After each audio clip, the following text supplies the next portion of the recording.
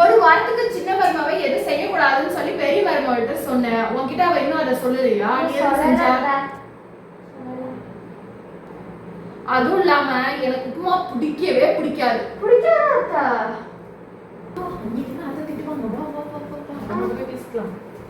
அக்கா உப்புமா பிடிக்கும் நீங்க தானக்கா சொன்னீங்க.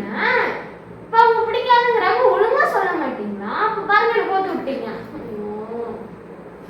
சரி விடு விடு, மத்தியானம் லஞ்ச் வேணா செஞ்சு அதை இம்ப்ரெஸ் பண்ணிடு, சரியா? ஏன் அத்தை வந்து ஒரு வாட்டி வேலை செய்வேனான்ட்டாங்க, நீங்க செஞ்சிருங்கக்கா. அது மட்டும் இல்லாமக்கா பெரிய மாமா கிட்ட வந்து இருந்து எங்களுக்காக கூப்பிட்டுருக்காங்க, எங்களுக்காக செய்யறோம் அதனால கூப்பிடுறேன்னு சொன்னாங்க. இன்னைக்கு நாங்க அதனால போவோம். ஸோ எங்களுக்கு வந்து மதியம் செய்யறானக்கா, அதனால எதுவும் சேர்த்து சமைச்சிடாதீங்க. சரி போயிட்டு வரேன்க்கா. சரி பார்த்து போயிட்டு வா. இப்பல அத்தை கிட்ட நம்ம கோத்துடலான்னு பார்த்தா இவள் லேசான்னு கிட்ட வாங்கிட்டு வந்துட்டான்.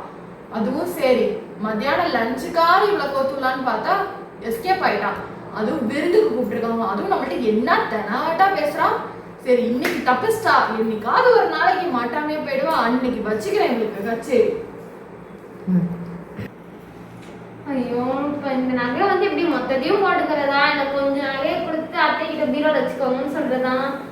ஐயோ அத்தை பீரோல வைக்கிறதா என் பீரோல வைக்கிறதா எதுவும் தெரியல. இப்ப என்ன பண்றது? அத்தை வேற நினைப்பாங்க என்ன கொடுக்கலாம், அந்த மாதிரி என்ன பண்ணலாம்?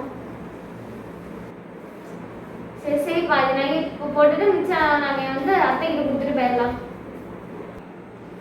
அத்தை விருந்து கூப்பிட்டுருக்காங்க, அதனால போயிட்டு வரேன். அத்தை என்னங்க அத்தை கொஞ்சம் நகை நீங்க பீரோல வச்சுக்கோங்க.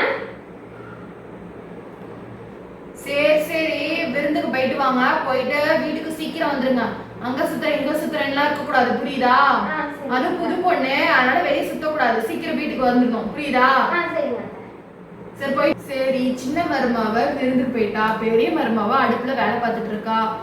சரி நம்ம போய் படுப்போம் கொஞ்ச நேரம், அசதியா இருக்குப்பா. என்ன மருமோளே விருந்துக்குலாம் போயிட்டு வந்தாச்சா? போயிட்டு வந்தாச்சு, செம்மையா இருந்துச்சு, எல்லாம் கிராண்டா இருந்துச்சு, சாப்பாடு செம்மையா இருந்துச்சு, அதெல்லாம் நல்லாவே செஞ்சிருந்தாங்க. சரி ரெஸ்ட் எடு. அதுக்கு முன்னாடி என்ன பண்ற, முன்னாடி கொடுத்தெல்லாம் அந்த நகை கட்டில வச்சிருக்கேன், அதுவும் இப்ப நீ போட்டிருக்க நகையும் கழட்டி எல்லாம் சேர்த்து பீரோல வச்சு பூட்டிட்டு சாவி என்கிட்ட கொடுத்துரு. எப்பயாவது வெளியே போற அப்படின்னா என்கிட்ட வந்து நகையை கேளு, அப்ப நான் கொடுக்குறேன். உனக்கு வந்து நகையெல்லாம் பத்திரமா வச்சுக்க தெரியாது, அத்தை நான் பத்திரமா வச்சுக்கிறேன் போ. சரி பெரிய மருமக சமைச்சிருப்பா, நம்ம போய் சாப்பிடுவோம். என்னம்மா விருந்தெல்லாம் முடிஞ்சிச்சா? நல்லா சமைச்சிருந்தாங்களா? நல்லா சமைச்சிருந்தாங்கக்கா, செம்ம டேஸ்டா இருந்துச்சு, நல்லா இருந்துச்சு. சரி நான் பார்த்தேன் எல்லா நகையும் அத்தை கிட்ட கொடுத்துட்டியாட்டுக்கே? ஆமாக்கா. ஏன் எல்லா நகையும் அத்தை கிட்டே கொடுத்துட்டேன்.